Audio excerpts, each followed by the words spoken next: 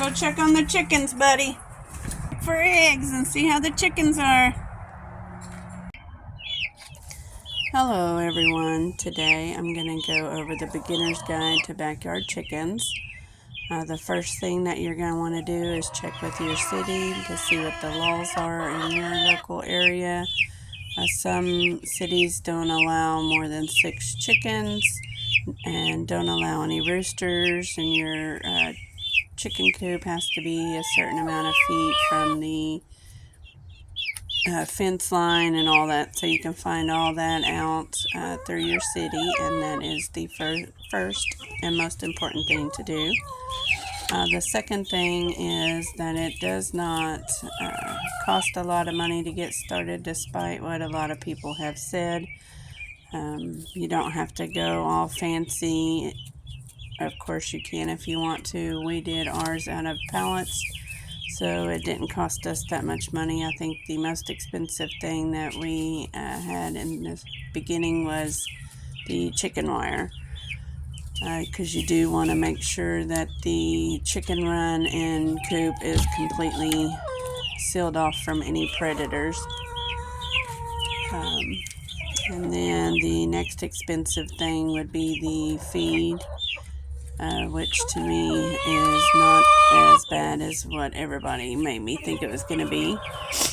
I usually get 1 bag of the feeder pellets and 1 bag of scratch, and that'll last me all month.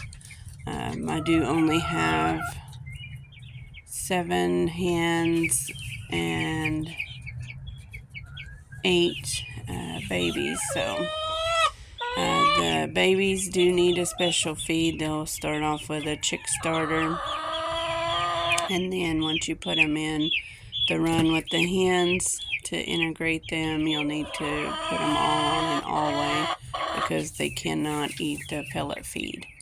The babies can't eat the layer feed, excuse me. And then for your babies, you'll want to make sure to have a brooder and some kind of heat source. What we use is just a dog cage, dog kennel, whatever you want to call it, and then a heat lamp. I know that's quite the chicken controversy, but as you can see, we have it secured and then resecured and secured again, just to make sure that it doesn't fall. And we do make sure to always have the bulb clean of any dust and debris, because that can also spark fires. And then, like I said, they'll need a chick starter. You can either get medicated or non-medicated, and then just a water.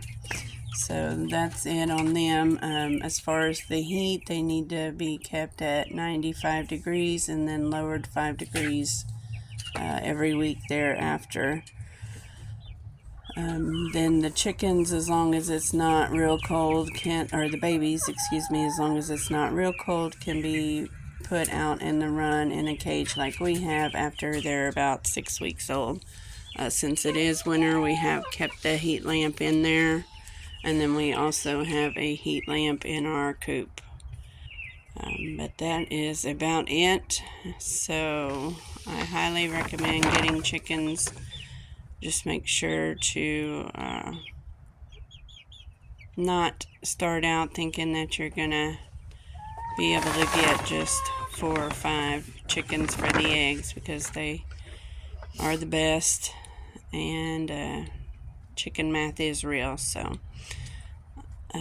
you'll also want to make sure to let them out in free range in your yard and have a separate area for any pullets to range in, away from any predators.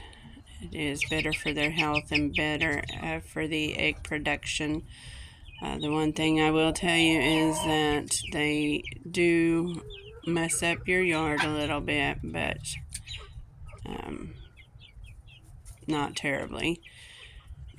We try to let ours out to free range as much as possible, but if you can't, that's okay too. Just make sure that your chicken run is large enough for the amount of chickens you have, so that they have the area that they need to play around with. So if they get too crowded, they will start fighting and getting sick. And then just keep your coop clean. We use straw in the winter, and I use horse stall pellets in the spring and summer. That stuff is a miracle to me. It keeps all the muddy muck out of the coop when the coop is uncovered, and keeps the odor down as well. We've never had much of an odor problem because I do clean it once a week and then deep clean it about once every 3 months or so. But we do the deep litter method, and any that we discarded, we just put in a compost pile for our garden. So not only do we get eggs from the chickens, but we do get free compost, and they do scratch around in our garden because we let them do that when there's not anything growing, and it does help the soil become fertile there as well. The chickens, they are the best pets in my opinion. I would have them over any other animals. So if you're thinking about it, go ahead and make that step and do it. Like I said, though, make sure you have the egg boxes available, or excuse me, nesting boxes. I call them egg boxes.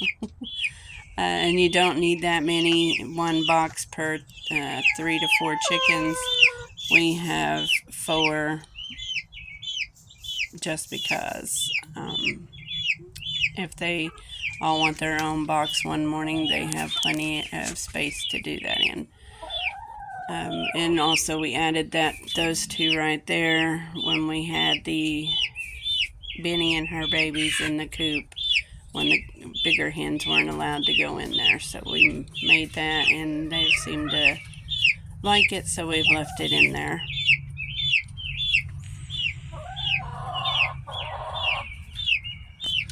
But that is about it. They're really easy to take care of. Just spend time with them and pet them and talk to them, and they will be friendly.